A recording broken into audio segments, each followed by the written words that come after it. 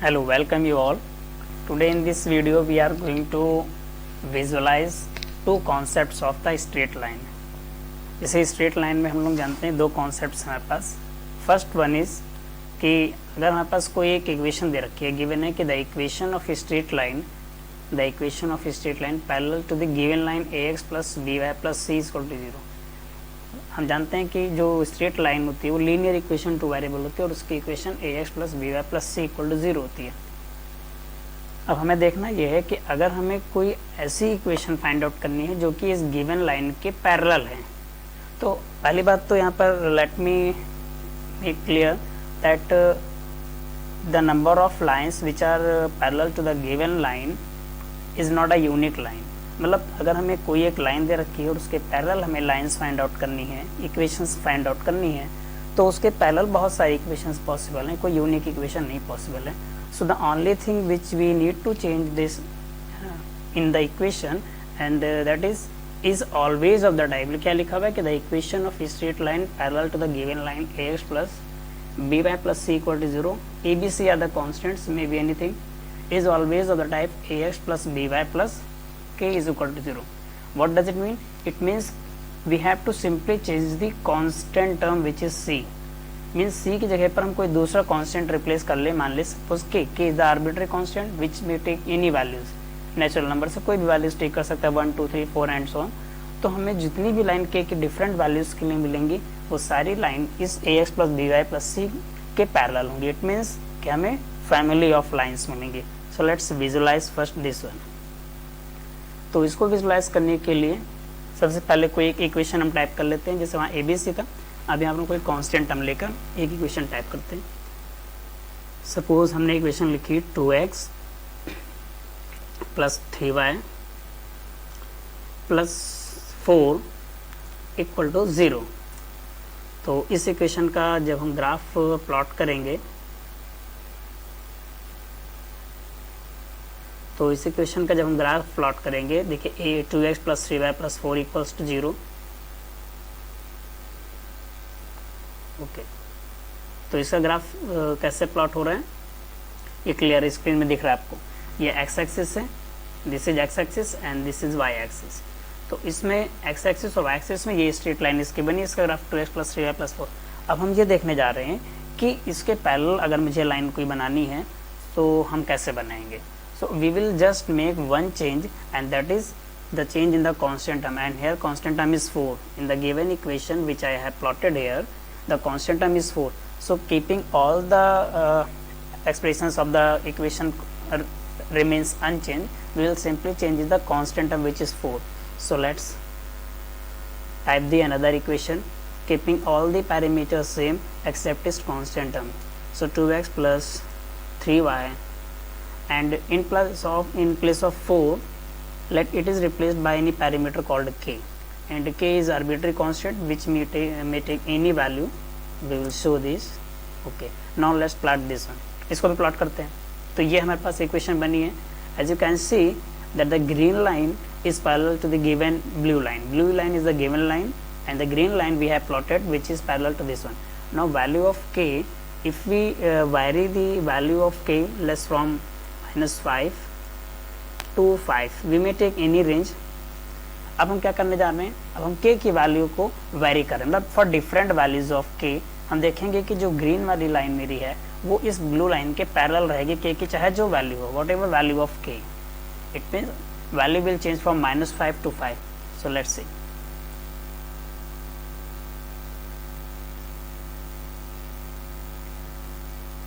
It means for all values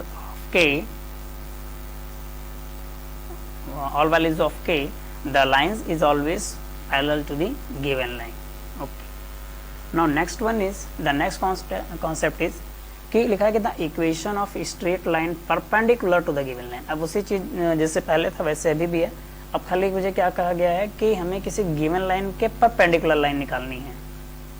तो क्या कहा गया कि is always of the type. तो ax plus by plus c बराबर 0 जो है इस इक्वेशन के परपेंडिकुलर जो लाइन की इक्वेशन होगी वो हमेशा किस टाइप की होगी, वो होगी bx minus ay plus k is equal to 0.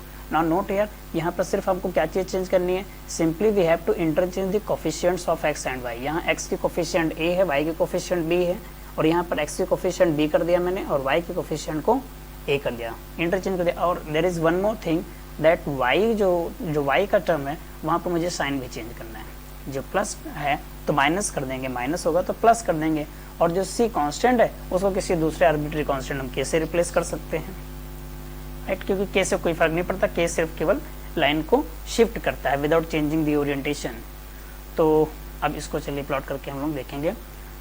यहाँ पर मुझे क्या करना है, सिर्फ इक्वेशन में x और y के कोफिशिएंट को इंटरचेंज करना है और y को नेगेटिव साइन में रखना है, मतलब अगर पॉजिटिव है तो नेगेटिव रखना है, नेगेटिव है तो पॉजिटिव। यहाँ पर भी वही चीज़ रहेगी कि अगर कोई गिवन लाइन है तो उसके परपेंडिकुलर कोई यूनिक लाइन नहीं होगी बल्कि सिस्टम ऑफ लाइन्स होंगी। It means there are many lines possible which are perpendicular to the given line. So let's begin. So we will also do this with the same equation, 2x plus 3y plus 4 is equal to 0. Now only change that we will make, that we are going to find out the lines which are perpendicular to the blue one. ये जो blue line है इसके perpendicular वो lines होनी चाहिए। तो चलिए इसमें हम क्या equation में change करें, ऐसा हो जाए।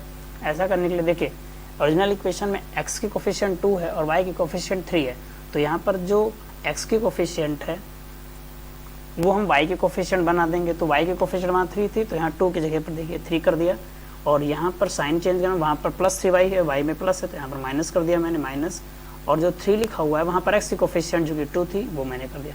तो मैंने सिंपली क्या किया, x और y के कोफिशिएंट को इंटरचेंज किया है और एक पैरामीटर कॉन्स्टेंट k लिखा हुआ है और y की साइन को चेंज कर दिया।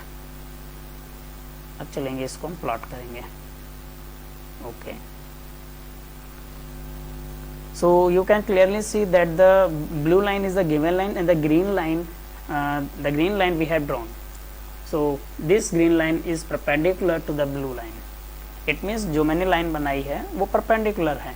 अब यहाँ पर जो पैरामीटर मेरे पास दे रखी हुई है k की, क्योंकि ग्रीन वाली लाइन में जो equation 3x - 2y + k = 0 means कि for different values of k we are going to have the large number of straight lines which will be perpendicular to the blue line.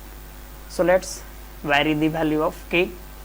Let's vary its value from -5 to 5. Second, -5 to 5. So we will see कि k की हम कोई भी value लें 5 से 5, in fact 5 मैंने जो range fix किया है ऐसा जरूर नहीं, कोई भी वैल्यू ले सकते हैं, but to make it more simpler range बहुत बड़ा नहीं लेते हैं। तो k से -5 से 5 तक हम k की वैल्यू को वैरी करेंगे और देखेंगे कि k की सभी वैल्यूज़ के लिए जो ग्रीन वाली लाइन है वो ब्लू लाइन के परपेंडिकुलर होगी।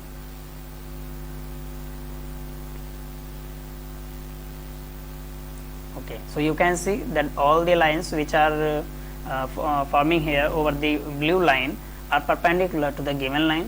अब चलिए क्या करते हैं कि इसको क्लियरिटी और भी क्लियर बनाने के लिए इसकी रेंज को हम थोड़ा बढ़ा देते हैं। सपोज -20 से 20 तक इसको वैरी करते हैं। ये देखिए,